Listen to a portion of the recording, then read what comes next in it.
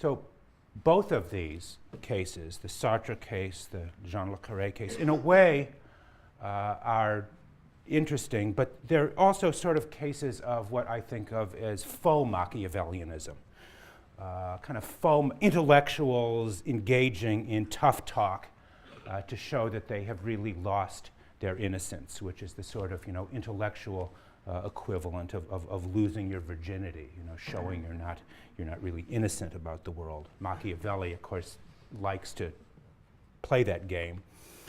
And it suggests that the world is divided between the weak and the strong, between the realists who see things the way they are and the idealists who require the comfort of moral illusions. Yes, Machiavelli sometimes seems to corroborate this point of view. Does he not say that armed prophets always win, the unarmed prophets lose? Did he not write that did he not say that he wrote to reveal the effectual truth of things and not just what people have imagined the case to be? Yet it seems inconceivable that Machiavelli wrote an entire book simply to prove the obvious. That is to say that the strong will always crush the weak and that politics is left to those who leave their scruples at the door. The question is, was Machiavelli really that kind of Machiavellian?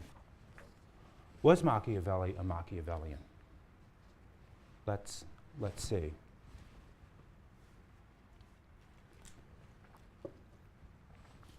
What kind of government did Machiavelli think best? As he indicates at the beginning of The Prince, there are two kinds of regimes. There are principalities and republics. But each of these regimes, he says, is based on certain contrasting dispositions, or what he calls humors, humori, humors. In every society, he writes, this is chapter 9 of The Prince, in every society, two diverse humors are found from which this arise, that the people desire neither to be commanded nor oppressed by the great, and the great desire to command and oppress the people. These are the two great political, psychological dispositions. The popular desire not to be oppressed, and the disposition of what he calls the great to command and oppress. Machiavelli uses these two psychological and even in some ways quasi-medical terms, humors, to designate two classes of people on which every society is based. His theory of the humors in chapter 9 seems in some ways to be reminiscent of Plato's account of the three classes of the soul, or the three parts of the soul, with one vivid exception. Each class of the city, he says, is bound or determined by a humor, but neither humor is anchored in reason or rationality. Every state is divided into two classes expressing these two qualities, these two psychological qualities. The grandi, the rich and powerful who wish to dominate, and the populo, the common people who wish merely to be left alone, who wish neither to rule nor be ruled. Now, one might expect that the author of a book entitled The Prince would favor the great, would favor the grandi, those who desire to rule. Are not these aristocratic goals of honor and glory precisely what Machiavelli seems to be advocating? Yet in many ways, Machiavelli proceeds to deprecate the virtues of the nobility, perhaps to our surprise. The ends of the people, the purposes of the people, is more decent than that of the great, since the great want to oppress and the people want not to be oppressed, he says. His advice is that the prince should seek to build his power base on the people rather than on the nobles. Because of their ambition for power, the nobles will always be a threat to the prince. And in an interesting reversal of the Platonic and Aristotelian conception of politics, it is the nobles here who are said to be the more fickle and unpredictable, while the people are more constant and reliable. Remember, in the Platonic and Aristotelian view of politics. The democracy, the rule of the people, the demos, was always criticized for it being fickle and unstable and subject to whim and passion and so on. Here Machiavelli tells us it is the great who are subject to this kind of inconstancy, and the people are more reliable. The worst, he writes, that a prince can expect from a hostile people is to be abandoned by them. But from the great, when they are hostile, he must fear not only being abandoned, but also that they may move against him. The grandi are more dangerous and fickle. So the main business of government consists in knowing how to control the elites, because they are always a potential source of conflict and ambition. The prince must know how to chasten the ambition, to humble the pride, as it were, of the great and powerful. And this, we will see, as early as Wednesday, becomes a major theme in the philosophy of Thomas Hobbes.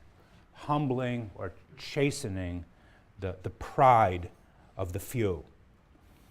The rule of the prince or sovereign requires the ability to control the ambition and to do so through selective policies of executions, of public accusations, and political trials. Remember the example that we read at the end of class on Friday, I believe from chapter 7, the example of Cesare Borgia and Romero d'Orco, and how his execution, his bloody execution, left the people, Machiavelli says, stupefied and satisfied. Here is a perfect example of how to control the ambitions of the nobles and to win the people to your side. So Machiavelli's prince, while not exactly a democrat, recognizes the essential decency of the people and the need to keep their faith. And by decency, he seems to mean their absence of ambition, the absence of the desire to dominate and control. But this kind of decency is not the same as goodness, for there is also a tendency on the part of the people to descend into what Machiavelli calls idleness or license. The desire not to oppress others may be decent, but at the same time, the people have to be taught or educated how to defend their liberty. 1,500 years of Christianity, he says, have left people weak, have left the people weak, without their capacities to exercise political responsibility and the resources to defend themselves from attack. So just as princes must know how to control the ambitions of the multitude, how to control the ambitions of the nobles, the princes must know how to strengthen the desires of the common people. Some readers of the prince, even some very astute readers of the prince, have thought that Machiavelli's work is really, or Machiavelli's prince is really a kind of democrat in disguise, and that the prince is intended precisely to alert the people to the dangers of a usurpatory prince. This is, for example, what the great 17th century political philosopher Spinoza believed about Machiavelli. In his book simply called The Political Treatise, Spinoza wrote, Machiavelli wished to show how careful a people should be before entrusting its welfare to a single prince. I am led, Spinoza continues, to this opinion concerning that most far-seeing man because it is known that he was favorable to liberty. That's Spinoza on Machiavelli. Because he was favorable to liberty, and that the book, he says, is kind of a satire on princely rule. Or if you don't believe Spinoza, if you don't believe his authority is sufficient, consider someone who you'll be reading in a couple of weeks, Jean-Jacques Rousseau, from The Social Contract. Machiavelli was an honorable man and a good citizen, Rousseau says, an honorable man and a good citizen who, being attached to the House of Medici, was forced during the oppression of his homeland to disguise his love of freedom. So that the prince was written in a way that disguised the real teaching of the book, which is the love of freedom and presumably the freedom of the people, something of the type that Rousseau himself spoke about. Maybe these comments go too far. I mean, maybe they are exaggerations, and I think to some degree they are. But it's revealing that both of these very serious readers of Machiavelli took him to be an apostle of freedom. Spinoza taking his book to be a warning to the people about the dangers of princely rule, Rousseau believing that he had deliberately disguised his love of freedom because he had to appeal to the tyrannical nature of the Medici family. In either case, they regard him as surreptitiously taking the side of the people against the nobles. In any case, whatever one makes of those examples, Machiavelli seems to be challenging important aspects of the classical conceptions that we've been talking about up to this point. In the classical republic, for the ancient republic of Plato and Aristotle, these republics were ruled by nobilities, gentlemen possessed of wealth and leisure, who were therefore capable of forming sound political judgment, who will dominate. While in Machiavelli's state, it is the people who are going to be the dominant social and political power. Machiavelli wants to redirect power to some degree away from the nobles and toward the people. One wants to know why. Why does he want to do that? In the first place, he judges the people to be more reliable, as he tells us, than the great. Once the people have been taught to value their liberty, have learned to oppose encroachments on their freedom, to be fierce and vigilant watchdogs rather than humble and subservient underlings, they will serve as a reliable basis for the greatness and power of a state. With the people on his side, the prince is more likely to achieve his goals of a robust civil life for his people and eternal glory for himself. And as Machiavelli likes to say, the prince must know how to adapt to the times. What is true for princes is no less true for advisors to princes, like Machiavelli himself. One must know the times and character of a people.